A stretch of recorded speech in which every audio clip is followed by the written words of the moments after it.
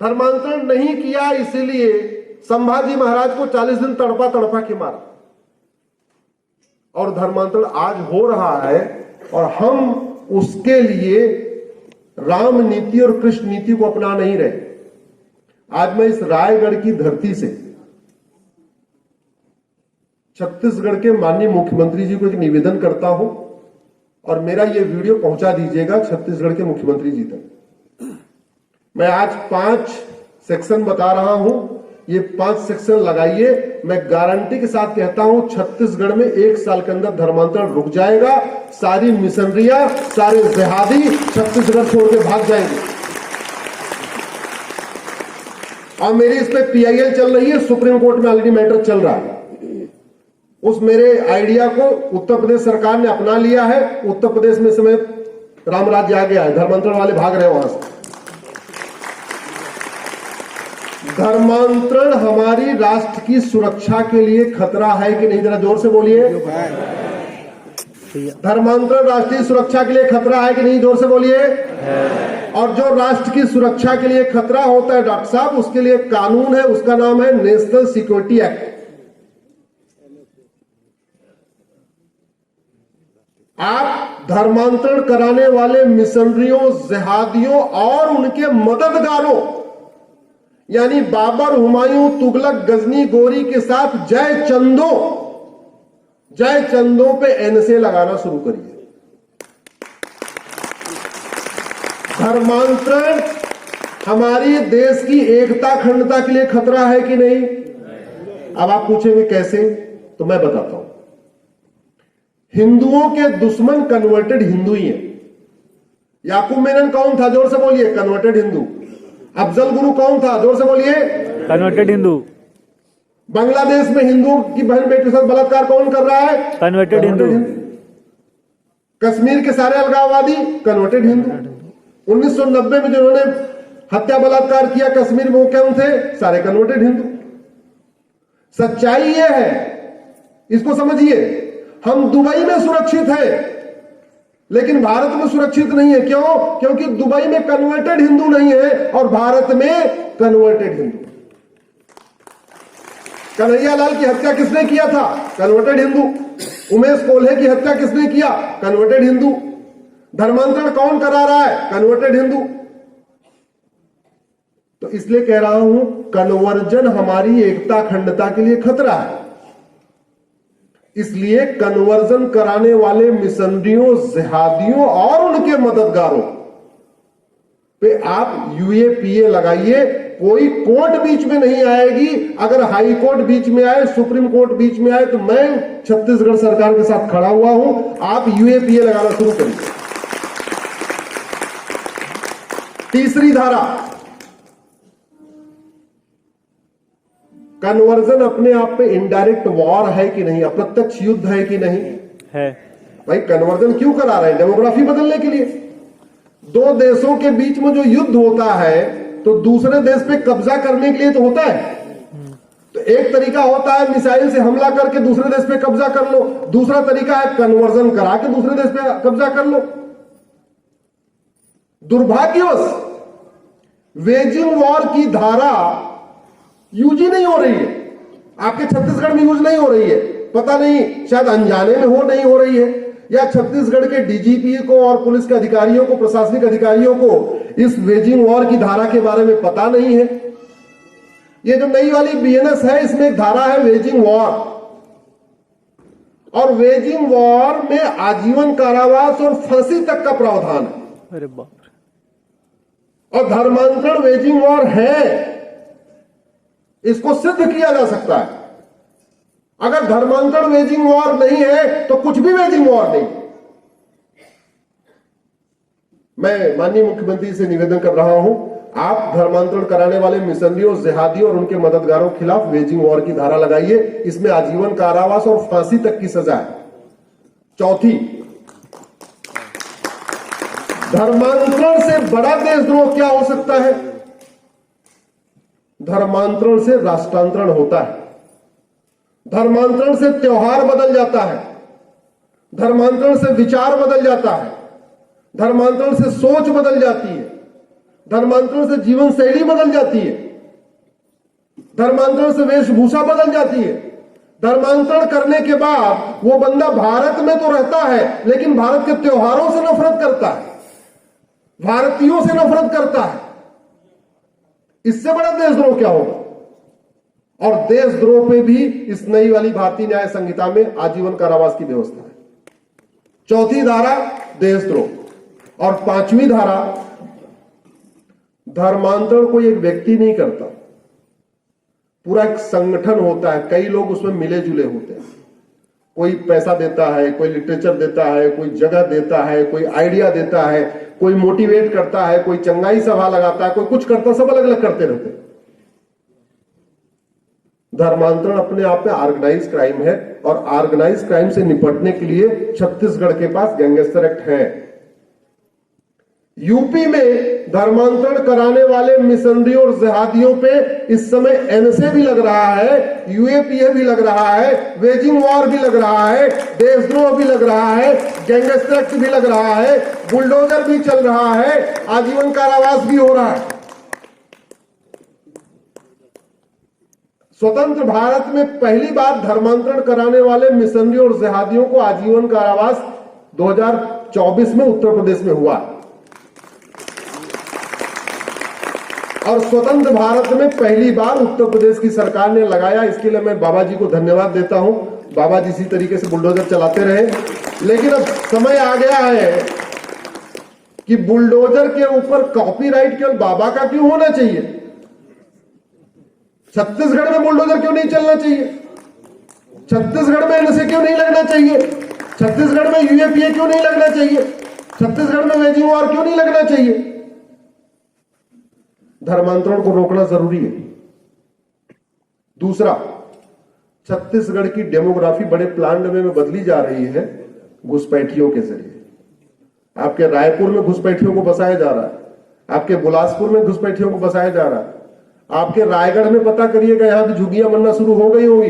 हो गई है बहुत बड़े पैमाने पर हो रही है रायगढ़ में भी। और कौन कर रहा है, कैसे कर रहे हैं? मेरी पीआईएल घुसपैठ के ऊपर है। 2017 में जब मैंने पीएल फाइल किया था तब कहा था 5 करोड़ आ चुके हैं, अब तो 6 करोड़ हो चुके हैं भारत में। ऑस्ट्रेलिया की जनसंख्या 2 करोड़ है, भारत में 6 करोड़ घुसपैठिए रहते हैं, यानी 3 ऑस्ट्रेलिया के बराबर लोग घुसपैठिए भारत में रहते हैं। कनाडा की जनसंख्या 4 करोड़ है, भारत में 6 करोड़ घुसपैठिए है, तो कनाडा का 1.5 गुना यहां पे। और एक नया खतरा है जिसमें मैं छत्तीसगढ़ सरकार का ध्यान आकृष्ट करना चाहूंगा। ये क्या करते हैं, जहां सेकुलर सरकार होती है वहां अपने असली नाम से सारे डॉक्यूमेंट बनवाते हैं। जहां बीजेपी की सरकार होती है वहां ये गुड्डू, सोनू, मुन्ना, मोनू, रामू ऐसे नाम से सारे डॉक्यूमेंट बनवाते हैं। छत्तीसगढ़ में बड़े प्लान्ड वे में हिंदू नाम से घुसपैठिए डॉक्यूमेंट बनवा रहे हैं। और कैसे बनवा रहे हैं? नगर निगम में 2000 रुपए देते हैं दलाल को, सर्टिफिकेट दे देता है। तहसील में कॉमन सर्विस सेंटर वाले को 2000 रुपए देते हैं, आधार बना देता है। आरटीओ ऑफिस के दलाल को 3000 रुपए देते हैं, वो ड्राइविंग लाइसेंस बनवा देता है। तहसीलदार के यहां जो दलाल है उसको 2000 रुपए देते हैं, वो आपका निवास प्रमाण पत्र बनवा के दे देता है। और फिर किसी नेता को पकड़ लेते हैं जिसको पार्षद प्रधान बनना है, उसको कहते हैं हमारे पास देखो जी 5-6 हमारे पास डॉक्यूमेंट है, मेरा वोटर आईडी में नाम जुड़वा दो। वो देश के साथ गद्दारी के लिए तैयार हो जाता है। पार्षद प्रधान बनने के लिए लोग देश से गद्दारी करने के लिए तैयार बैठे हुए।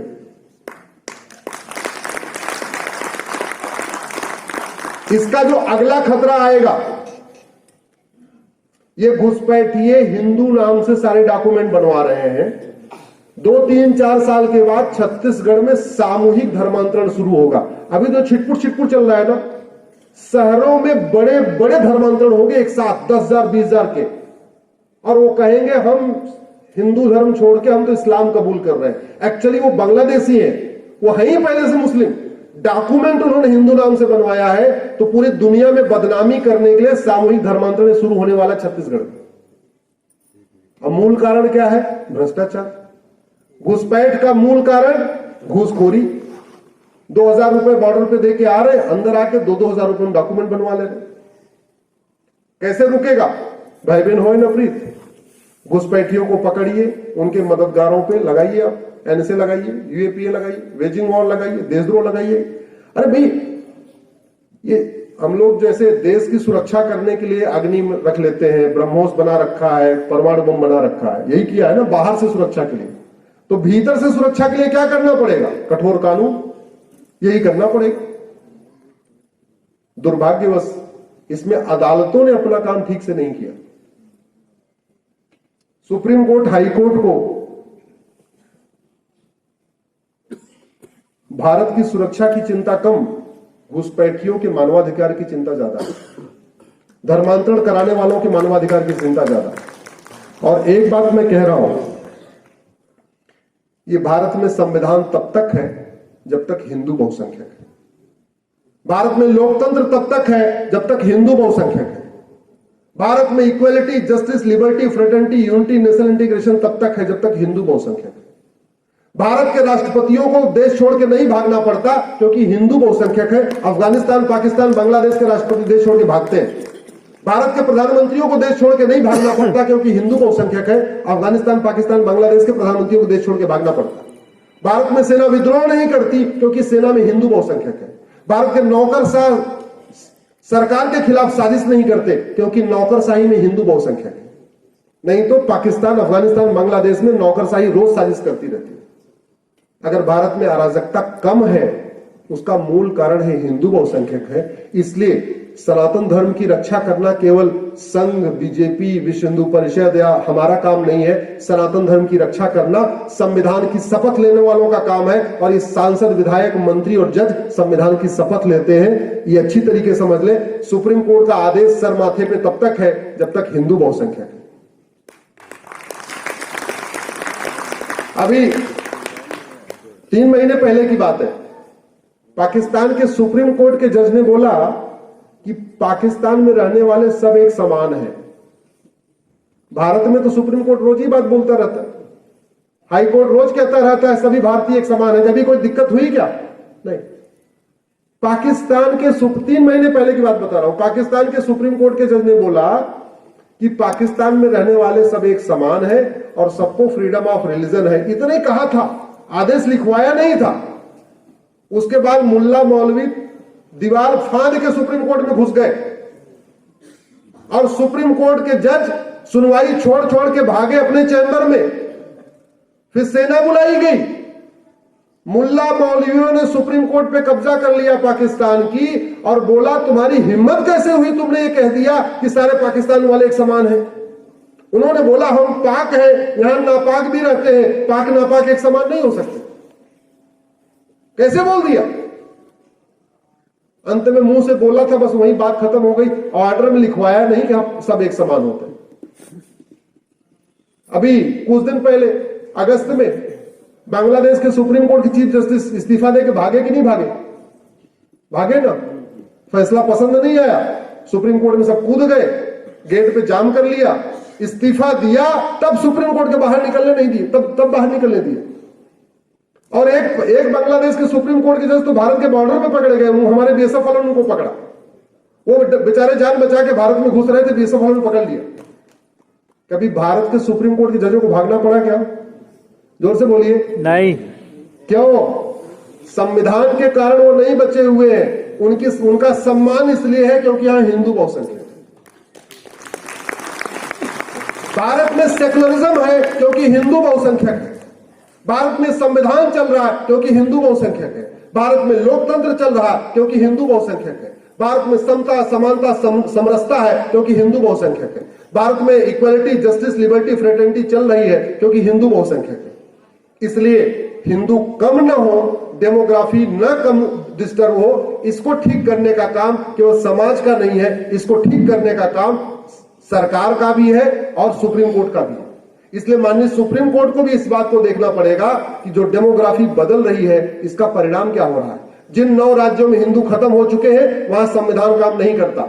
जिन 9 राज्यों में हिंदू खत्म हो चुके हैं वहां रूल ऑफ लॉ नहीं है। जहां 9 राज्यों में हिंदू खत्म हो चुके हैं वहां पे सर्वधर्म संभाव या सर्वपंथ संभाव, जो भी आप कह लीजिए, वहां ये काम नहीं करता।